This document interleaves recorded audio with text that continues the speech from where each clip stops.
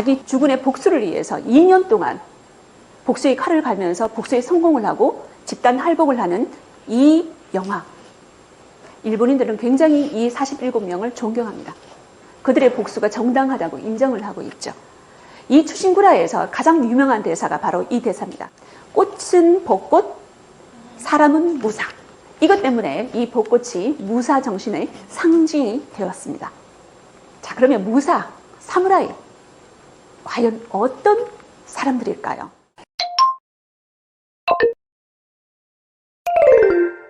여러분들도 많이 아시는 분일 겁니다. 굉장히 미모의 문화인류학자라고 할 수 있습니다. 이 책이 씌어질 그 배경을 잠시 설명해 드리도록 하겠습니다. 2차 세계대전 막바지였습니다. 태평양 전쟁이 한창이었을 때 미국 정부를 멘붕에 빠뜨리는 사건이 있었습니다. 일본이 패전을 눈앞에 두고도 항복하지 않았습니다. 오히려 할복을 했죠. 미국 입장에서는 도무지 이 일본인들이 이해되지 않았습니다. 그래서 당시 문화인류학자였던 이 루스 베네딕트한테 일본이 왜 이러는지 우리가 알지 못하겠으니 네가 한번 연구를 해보시오, 이렇게 말을 했습니다.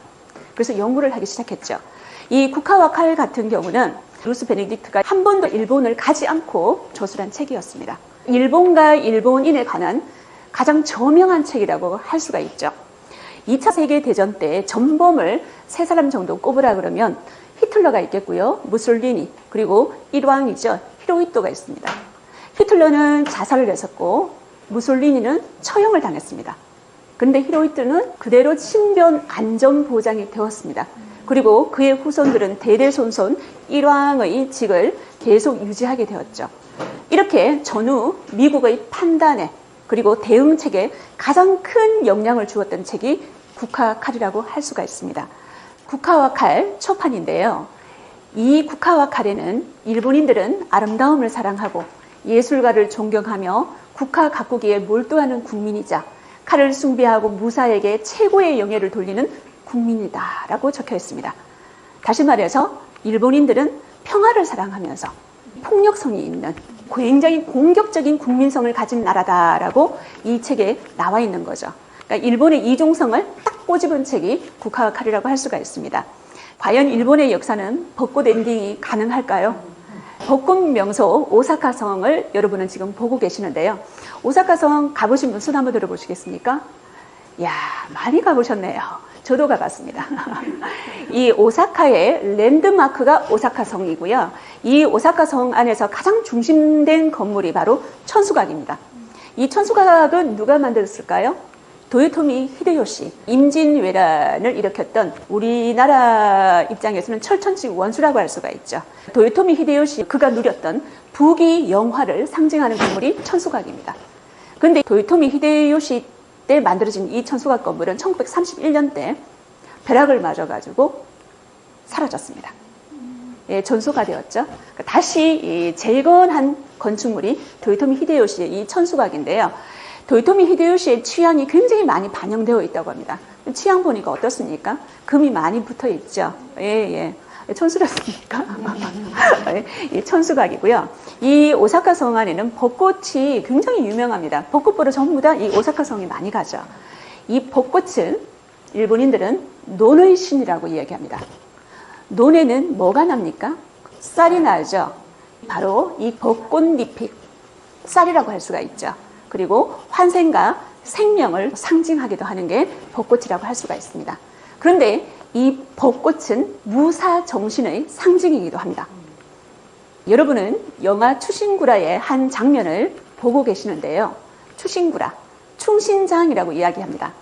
에도시대 때 가복기가 굉장히 유명했는데 그 가복기 중에서 가장 일본인들한테 사랑을 받고 있는 가복기가 추신구라고, 이것을 영화화했는 이 장면 지금 여러분들은 보고 계시는데요. 이 추신구라와 관련되어 가지고 국화와 칼에도 나옵니다.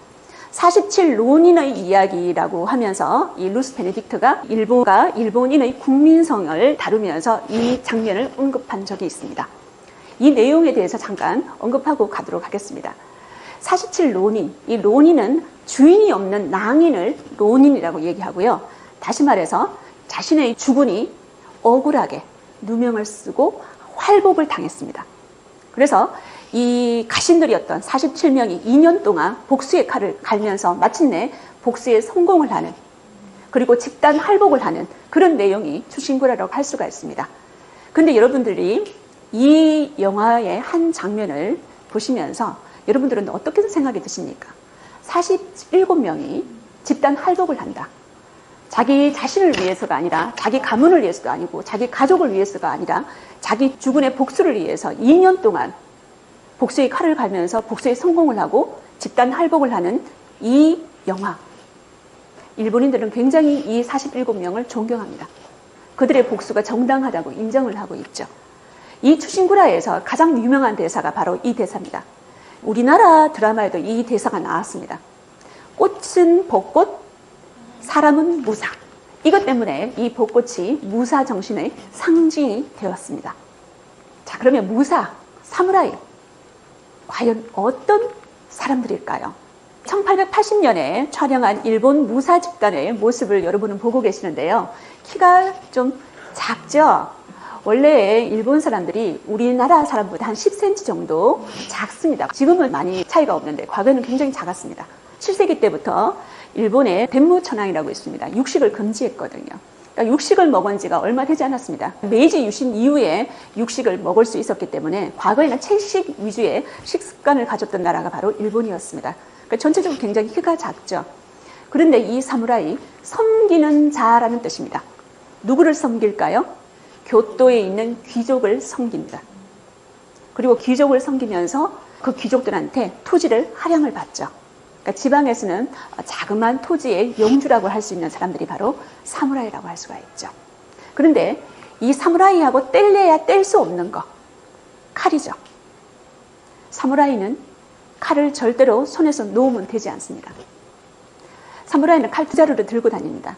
긴 자루의 칼 하나하고 짧은 자루의 칼 두 자루를 들고 다니는데요. 사무라이가 집 밖을 나갈 때 칼을 놔두고 나갈 때는 처벌을 받습니다.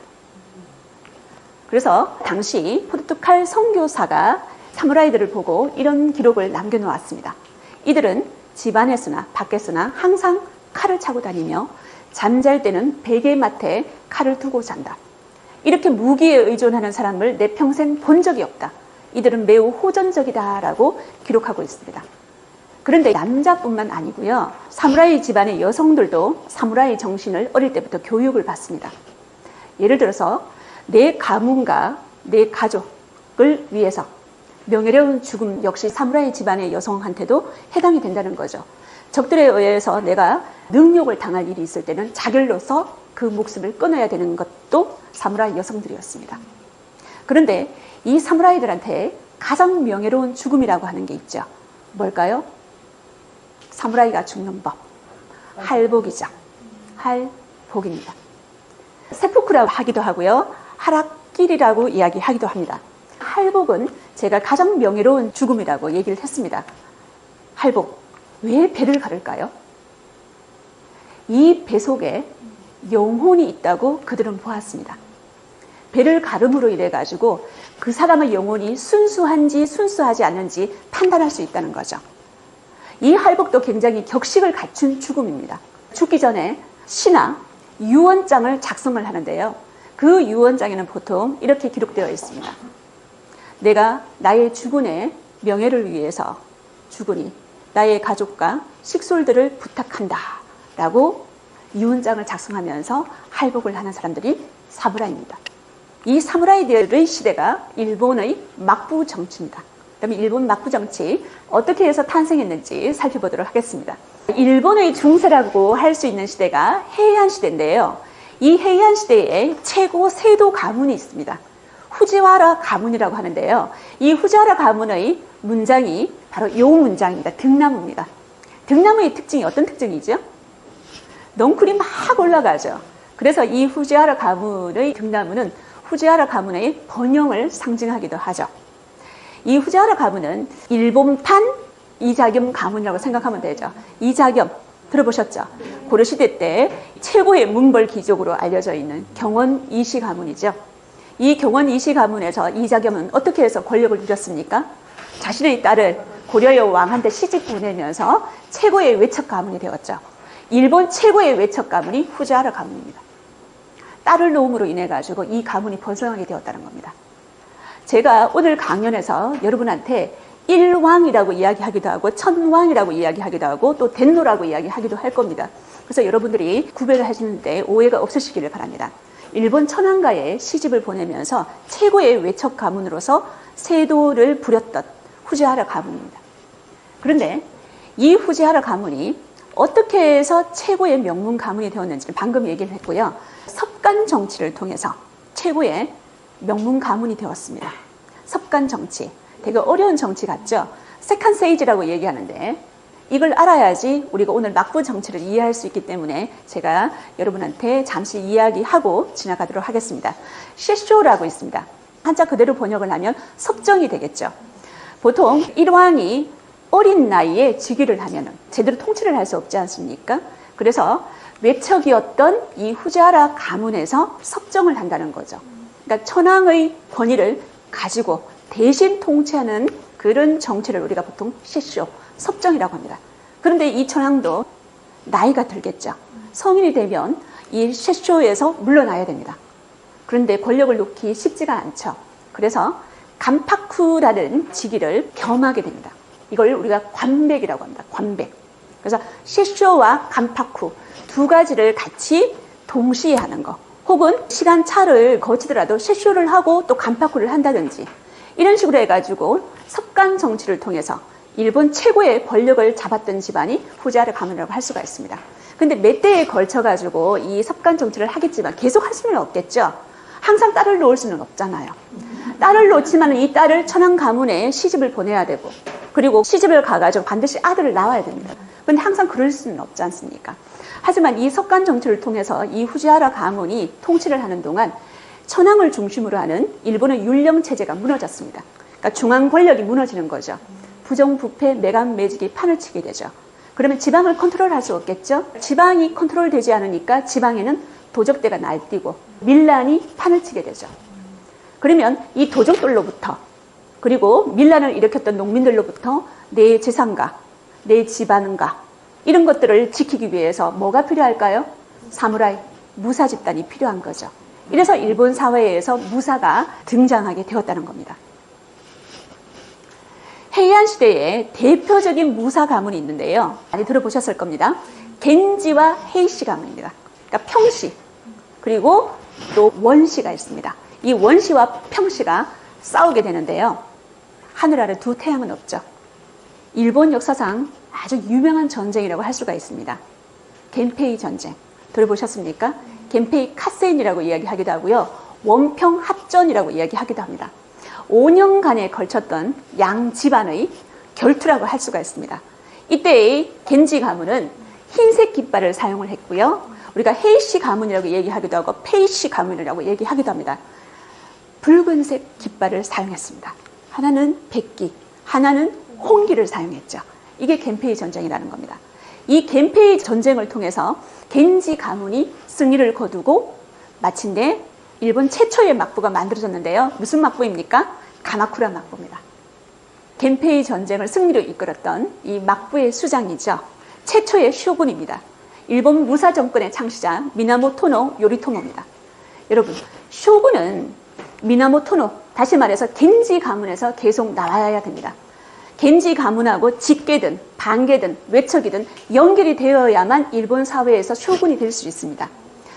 여러분, 도요토미 히데요시 아시죠? 도요토미 히데요시는 굉장히 출생이 천합니다. 천민 출신이기 때문에 천황이 이 도요토미 히데요시한테 쇼군직을 하사하지 않았습니다. 그래서 굉장히 자기 출신에 대해서 자격지심을 가지고 있었던 사람이 바로 도요토미 히데요시죠. 미나모토노 가문, 이 가문이 그래서 일본에서 아주 유명한 가문이라는 거죠. 막부, 우리는 바쿠라고 이야기합니다. 전시의 천막 관청이라고 할 수가 있죠. 천막입니다. 이게 바쿠입니다. 그러니까 전쟁을 할 때 그 지휘 본부를 우리가 막부라고 하는데요. 이 막부가 바로 정권의 하나의 기초가 된다고 할 수가 있습니다. 자, 일본 특유의 사회 구조를 탄생시킨 가마쿠라 막부인데요. 겐페이 전쟁에서 가마쿠라 막부가 나왔다고 제가 좀 전에 얘기를 했습니다. 일본 특유의 사회 구조, 굉장히 이종적이라는 거죠. 권위는 누가 갖고? 덴노, 천황, 일왕이 같습니다. 이 권이란 말은 바로 쇼군을 임명할 수 있는 권리를 말합니다. 대신에 아무것도 가지지 못해요. 쇼군만 임명을 합니다. 군사력도 가질 수가 없습니다. 그래서 일본의 이 일왕, 천황은 막부 정권 내내 허수아비로 살아갈 수밖에 없죠. 그러니까 연애를 통해서 맨날 잔치만 하게 된다는 거죠. 권력은 누가 갖습니까? 쇼군이 갖습니다. 모든 권력을 이 쇼군이 갖고 대신에 이 쇼군을 임명할 수 있는 상징적인 권위는 덴노가 갖는 이런 사회 구조가 가마쿠라 막부를 통해서 탄생이 되었다는 거죠. 여러분, 제가 좀 전에 겐페이 전쟁이라고 얘기했는데 일본 사회에 굉장히 그 유산이 많습니다. 당구 좋아하십니까? 당구에 복식 경기라고 있습니다. 둘이씩 짝을 지어서 하는 거죠. 이걸 겐페이라고 합니다. 원시, 평시 이렇게 짝을 나누어 가지고 전쟁을 했기 때문에 그걸 겐페이 전쟁이라고 하잖아요. 그죠? 그래서 이 당구의 복식 경기를 겐페이라고 하는데 겐페이 전쟁에서 나왔다는 거죠. 그리고 오른쪽 이것은 여러분들 다 아실 겁니다.